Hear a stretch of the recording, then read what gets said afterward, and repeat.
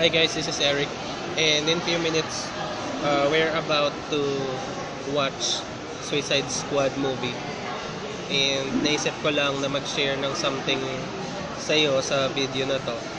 And the things that I want to talk about right now are the three suicidal things that you might be doing when you're using a Facebook advertisement. First is, your content might have earn money or make money online statement on it.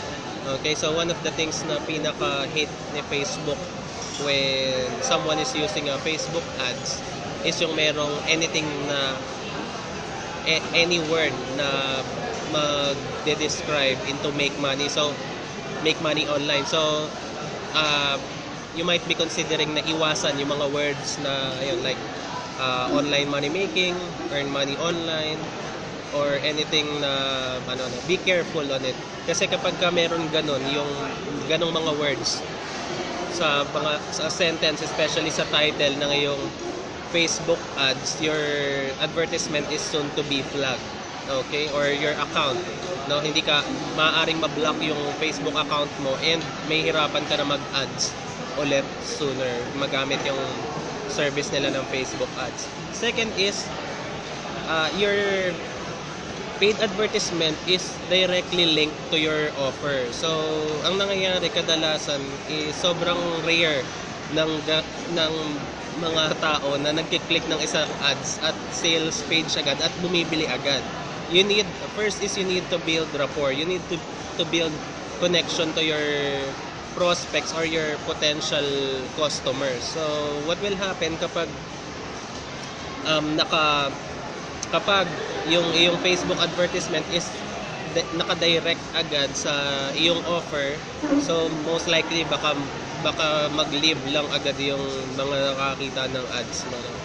Okay, and the third one is you're not using a marketing funnel or any funnel system, no?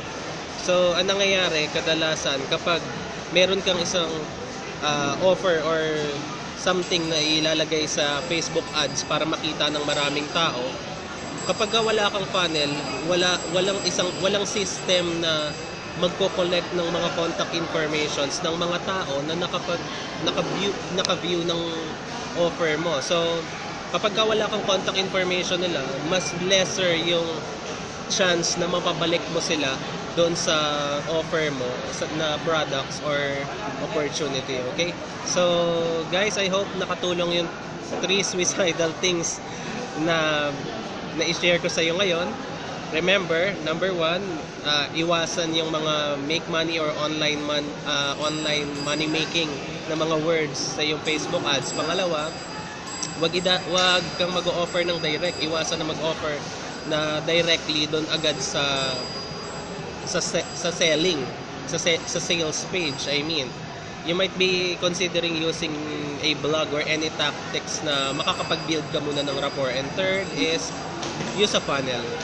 Use a landing page, use anything na pwedeng makapag-capture ng email muna to build rapport, and sooner pwede mo na ibigay sa kanila yung offer mo and mas mataas yung chance na ma-close mo yung sales or yung ma-close mo yung deal na yun. Okay? So I really hope nakatulong sa iyo, and so I think malapit na kaming pumasok, and thank you sa panonood ng video na to. Once again, this is Eric, and have a great day. Bye bye.